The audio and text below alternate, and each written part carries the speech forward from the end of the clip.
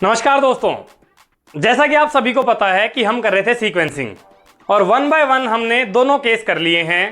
Case number 1 क्या था, n jobs on 1 machine, और केस नंबर 2 था n जॉब्स ऑन 2 मशीन। दोनों की मास्टर प्रॉब्लम भी कर ली है, कैसे उनमें सीक्वेंसिंग करेंगे, कैसे डिफरेंट टर्म्स निकालेंगे, make Spain time, job flow time etcetera, ये सब हमने देख लिया है। लेकिन अगर बाय द वे एग्जाम में आपसे पूछ ले 3 मशीन दे दे कि n जॉब्स ऑन 3 मशीन का केस दे दे, तो उस केस में आप क्या करेंगे? ऐसा तो नहीं आप ये बोल देंगे सर 2 मशीन तक का ही आता है और वही होता है, हमें पता ही नहीं है। ऐसा नहीं होगा। एक केस और डिस्कस करते हैं हम। केस नंबर 3 हमारा क्या होगा, n जॉब्स ऑन 3 मशीन। इस केस में कैसे सीक्वेंसिंग करेंगे, कैसे हम डिफरेंट टर्म्स कैलकुलेट करेंगे, कैसे हमारा बाकी कैलकुलेशंस होंगी। अगर ये सब जानना है तो वीडियो को एंड तक जरूर देखिएगा। आइए वीडियो शुरू करते हैं। तो दोस्तों, जैसा कि मैंने बताया कि अगर n number of jobs on 2 machine का केस है, उस केस में हमारी सीक्वेंसिंग कैसे होगी, जॉनसन रूल से। ठीक है। अगर कभी एग्जाम में ऑप्शंस में दे दे कि जॉनसन रूल कब फॉलो होता है, जॉनसन रूल हमेशा तभी फॉलो होगा जब n number of jobs on 2 machine का केस होगा। क्या 3 मशीन वाले में भी हो सकता है? बिल्कुल नहीं, ये केवल और केवल 2 मशीन वाले केस में फॉलो होगा। अब बात करते हैं कि थर्ड केस जो हमारा है कि n नंबर ऑफ जॉब्स अगर 3 मशीन पे है, उस केस में हम सीक्वेंसिंग कैसे करेंगे। तो अगर मैं बोलूं कि उसके लिए भी हमें जॉनसन रूल का ही यूज करना है, तो क्या वो कॉन्ट्राडिक्टरी नहीं हो जाएगा? क्या मेरी बात को कॉन्ट्राडिक्ट नहीं करेगी? मैंने अभी बोला कि वो केवल और केवल 2 मशीन के केस में काम करेगा जॉनसन रूल, और यहां पे अगर 3 मशीन है उस केस में भी अगर जॉनसन रूल के लिए ही बोलूंगा मैं, तो मेरी ही बात मेरे को कॉन्ट्राडिक्ट कर जाएगी। एक्चुअल में ऐसा ही होता है। 3 मशीन वाले केस में भी जॉनसन रूल फॉलो होता है, लेकिन डायरेक्टली नहीं होगा। इसलिए कभी भी हम डायरेक्टली उसका आंसर ये नहीं लिखेंगे कि 3 मशीन वाले में जॉनसन रूल होता है। मतलब इस केस में हमेशा हम क्या करेंगे, पहले 3 मशीन वाले केस को 2 मशीन वाले केस में कन्वर्ट करेंगे। ठीक है। पहले हम क्या करेंगे, n जॉब्स ऑन 3 मशीन वाला केस जो है इसको 2 मशीन वाले में कन्वर्ट करेंगे। अब आप बोलोगे सर 2 मशीन वाले में कैसे कन्वर्ट करेंगे? तो दोस्तों, इसके लिए हमारे पास 2 कंडीशन होती हैं। क्या कंडीशन होती हैं? कंसीडर करो हमारे को क्वेश्चन दिया है, क्वेश्चन में 3 मशीनें दे रखी हैं ए बी सी, उनके अंदर प्रोसेसिंग टाइम दे रखे हैं सबके, सब जॉब्स के ए बी 1 2 3 4 5 6 7 जैसे जितनी भी जॉब्स दे रखी हैं उनके प्रोसेसिंग टाइम दे रखे हैं। मान लेते हैं AI BI CI करके उनके जो हमारा जो प्रोसेसिंग टाइम है। ठीक है। प्रोसेसिंग टाइम हमें दे दिए। तब हमें क्या करना है, 2 कंडीशन है हमारे पास। हमें क्या करना है, उन तीनों के जो प्रोसेसिंग टाइम है उनको कंपेयर करना है, और कंपेयर करके उनको इस तरीके से अरेंज करना है कि या तो minimum of AI should be greater than or equal to maximum of BI, या फिर minimum of CI should be greater than equal to maximum of BI। यानी कि हमने 3 मशीन दे रखी हैं, मान लो एक मिलिंग मशीन दे दी, एक हमारे को ड्रिलिंग मशीन दे दी, तीसरी हमारे को शेपर मशीन दे दी। 3 मशीनें दे दी कि इन तीनों पे जॉब को प्रोसेस करना है, इतना इतना टाइम है।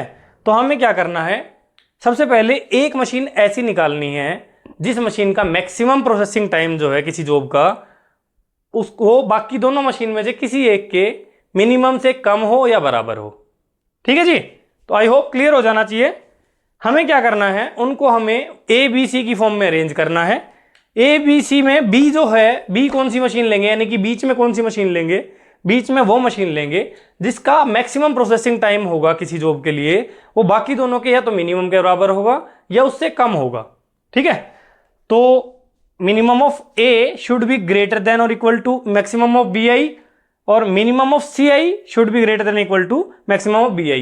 अब आप बोलो सर अगर ऐसा नहीं हुआ तो क्या होगा? तो उस केस में कोई सॉल्यूशन नहीं होगा। ठीक है। अगर ऐसा होता है कि एक मशीन का मैक्सिमम प्रोसेसिंग टाइम जो है बाकी दोनों के मिनिमम प्रोसेसिंग टाइम से कम है या उसके बराबर है, तो उस केस में हम क्या करेंगे, सॉल्यूशन निकालेंगे। Otherwise there will be no solution. तो नोट की फॉर्म में लिख लीजिए कि if any of the above 2 condition satisfies then only we can proceed further, otherwise the problem can't be solved। ठीक है जी। आई होप यहां तक की मेरी बात क्लियर हो गई होगी। ठीक है। क्वेश्चन करेंगे उससे और भी अच्छे से क्लियर हो जाएगा। उस कंडीशन के हिसाब से हमें क्या करना है, बीच में जिस मशीन को रखेंगे उसका मैक्सिमम प्रोसेसिंग टाइम किसी जॉब के लिए बाकियों के मिनिमम से कम या इक्वल होना चाहिए। अगर ऐसा हो जाता है उस केस में हम आगे फर्दर मूव करेंगे, otherwise there will be no solution. ठीक है, मान लिया हमने कि ऐसा हो गया तो हमने ए बी सी की फॉर्म में उनको अरेंज कर लिया। अब मैंने क्या बोला था कि इसको दो मशीन में कन्वर्ट करेंगे, तो दो मशीन में कन्वर्ट करेंगे कैसे? तो सबसे पहले हम क्या करेंगे, मशीन ए और मशीन बी को यूज करके हम एक मशीन बनाएंगे जिसका नाम होगा एक्स। ऐसे ही मशीन बी और सी को यूज करके एक मशीन बनाएंगे जिसका नाम होगा वाई। ठीक है, ये एक्स और वाई क्या है, हम इन दोनों के कॉम्बिनेशन से एक मशीन बनाएंगे जिसमें जो वैल्यूज होंगी प्रोसेसिंग टाइम की वो होंगी एक्स आई, जो हमारी ए आई और बी आई को मिला के बनेगी, और वाई आई होगी जो हमारी बी आई और सी आई को मिला के बनेगी। यानी कि मैं लिखना चाहूं तो ऐसे लिख सकता हूं इसको कि एक्स आई हमारा क्या होगा, ए आई प्लस बी आई, और वाई आई हमारा क्या होगा, बी आई प्लस सी आई। ठीक है, तो ये आई होप आपको क्लियर होगा। तो हमें ऐसे करके क्या करना है, हमारी दो अलग टेबल बन जाएगी, एक हमारी एक्स आई के लिए, एक वाई आई के लिए। तो हमारा जो केस था, जो n number of job on two machine का केस था, अब उस केस में एक्स और वाई यानी कि दो मशीन का केस में कन्वर्ट हो जाएगा। और हमें क्या पता है, दो मशीन के केस में तो डायरेक्टली हम जॉनसन रूल लगा ही सकते हैं। तो यहां से हमारा डायरेक्ट हम जॉनसन रूल लगा देंगे, और जॉनसन रूल लगा के हम क्या करेंगे, सीक्वेंस फाइंड आउट कर लेंगे। तो आई होप यहां से आपको क्लियर हो गया होगा। लेकिन ना जॉनसन रूल का काम केवल और केवल सीक्वेंसिंग तक है। जैसे ही हमारा मशीनों का सीक्वेंस बन जाएगा, सीक्वेंस बनने के बाद हम उनको वापस तीन मशीन वाले केस में कन्वर्ट करके उसी के अकॉर्डिंग हमारा टेबल बनाएंगे, और नई टेबल बना के सारी कैलकुलेशन जैसे हमने पहले की हैं वैसे करेंगे। तो दोस्तों नेक्स्ट वीडियो में हम क्या करेंगे, इसकी केस के ऊपर एक प्रॉब्लम ले लेंगे, केवल उसका सीक्वेंस बना देंगे और उसकी टेबल बना देंगे। बाकी कैलकुलेशन आई होप आपको पता ही है कि कैसे करनी है, तो वो कैलकुलेशंस में नहीं घुसेंगे। हम केवल क्या करेंगे, पहले तो ये दिखा देंगे कि सीक्वेंस कैसे बनेगा या क्वेश्चन किस टाइप का आ सकता है। दूसरा, हम उसका सीक्वेंस बनाने के बाद टेबल बना के दिखा देंगे, जिससे आपको ये क्लियर हो जाए कि वो कैसे बनेगा। ग्रैंड चार्ट भी बन जाएगा उस केस में, तो सब आ जाएगा। तो वो हम नेक्स्ट वीडियो में देख लेंगे।